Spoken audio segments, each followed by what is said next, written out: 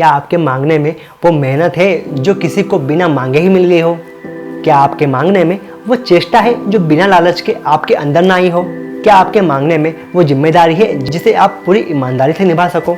क्या आप मांगने के बाद उतना इंतजार कर सकते हो जितना भगवान आपसे कराना चाहते हैं, वो भी बिना किसी शिकायत के? अगर इन सब भावनाओं से आप मांगते हो भगवान से तो वो क्यों नहीं देगा? नमस्कार दोस्तों, मैं हेमंत स्वागत करता हूँ आपका मेरे इस चैनल में।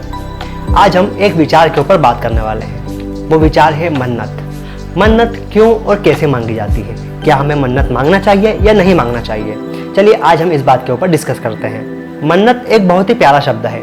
जब भी हमारा सर भगवान के सामने झुकता है तो हम जाने अनजाने में उनसे कुछ न कुछ मांग ही लेते हैं। चाहे वो हमारे परिवार की खुशी हो, चाहे हमारी नौकरी हो, चाहे हमारी शादी हो, चाहे हमारे बच्चे हो, या कोई हमारा इंटरव्यू हो, या हमारा स्वास्थ्य हो, हम भगवान से रोजाना कुछ न कुछ मांगते ही रहते हैं। जब अर्जुन ने भगवान कृष्ण को युद्ध के लिए मांगा था तो भगवान कृष्ण भी हैरान रह गए थे कि हे पार्थ, तुम मुझ निहत्थे को क्यों मांग रहे हो, जबकि मैं तो युद्ध में शस्त्र भी उठाने वाला नहीं हूँ, जबकि मेरी पूरी चतुरांगिनी सेना तुम्हारे साथ तुम्हारे युद्ध में काम आ सकती है।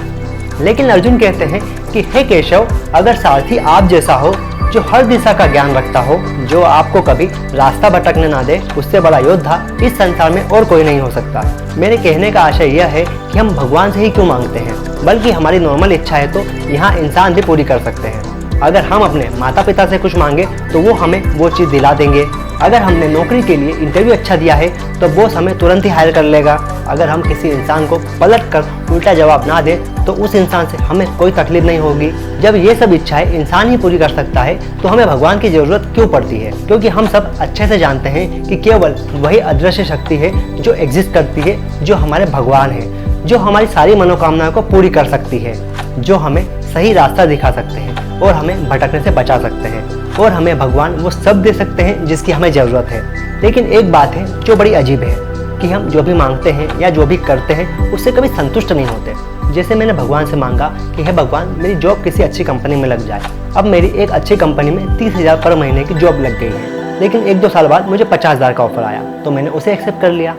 फिर उसके 1-2 साल बाद मुझे 1 लाख का ऑफर आया, फिर मैंने उसे एक्सेप्ट कर लिया। और अब जो कंपनी मुझे 1 लाख रुपए पर महीना दे रही है वहाँ पर मैं अगले 5 साल तक काम करता हूँ, और अगले 5 साल काम करने के बाद वहाँ मेरी सैलरी 1 लाख से बढ़कर 2 लाख हो जाती है। तो क्या आज भी मैं संतुष्ट रह पाऊंगा? अगर मुझे किसी और अच्छी कंपनी में 3 लाख रुपए महीना मिले तो मैं वहाँ शिफ्ट हो जाऊंगा। मतलब मेरी इच्छाएं या मेरी भूख तो कभी नहीं मिटने वाली।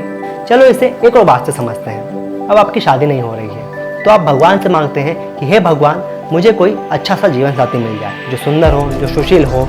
और भगवान ने आपकी वो मनोकामना सुन ली और आपके जीवन में भगवान ने एक बहुत ही सुंदर और सुशील जीवन साथी भेज दिया। अब शादी के बाद अगले 6 महीने तक तो अच्छे से दिन बीत गए, लेकिन उसके बाद फिर धीरे धीरे घर में खटखट शुरू हो गई। या तो सास ससुर की वजह से या फिर कोई आपसी मतभेद के कारण पति पत्नी में नहीं बनती है, और आपके अनचाहे व्यवहार की वजह से आपका रिश्ता टूटने के कगार पर आ जाता है।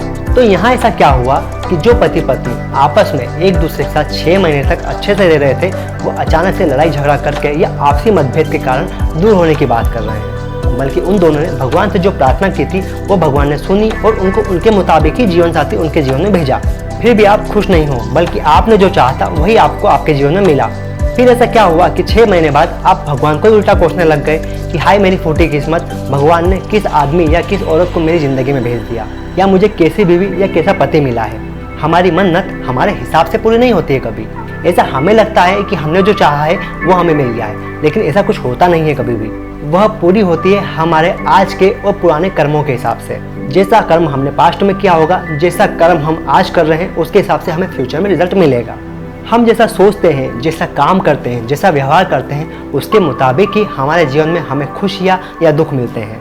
जो व्यक्ति आज आपको परेशान या दुखी नजर आ रहा है, क्या उसके जीवन में कभी खुशियाँ आपने नहीं देखी थी, या आप उसके जीवन में आगे कभी खुशियाँ नहीं देखोगे? आज जो इंसान जैसा है, क्या वो हमेशा ही वैसा रहने वाला है, या आपने उस इंसान को हमेशा से ऐसा देखा है?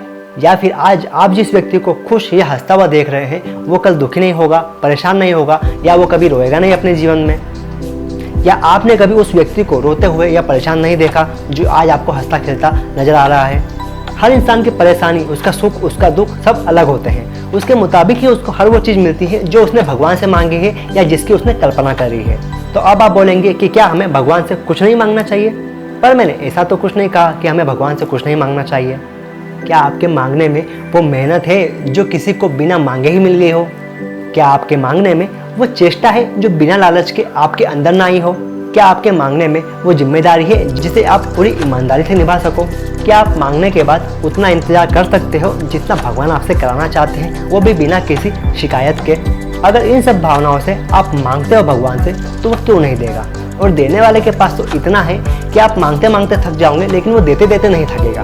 उसका देना कभी खत्म नहीं होगा और आपकी मनोकामनाएं भी कभी खत्म नहीं होगी। बल्कि जब आप अपने जीवन की अंतिम सांस भी ले रहे होंगे, उस समय भी भगवान से कुछ न कुछ मांग ही रहे होंगे कि हे भगवान मेरी बेटी की शादी हो जाए, कि हे भगवान मैं अपने बेटे की शक्ल एक बार देख लेता, कि हे भगवान, कि हे भगवान, कि हे भगवान, कि हे भगवान। और सबसे बड़ी बात तो यह है कि इस बात का कोई अंत नहीं है कि आप कब रुकोगे।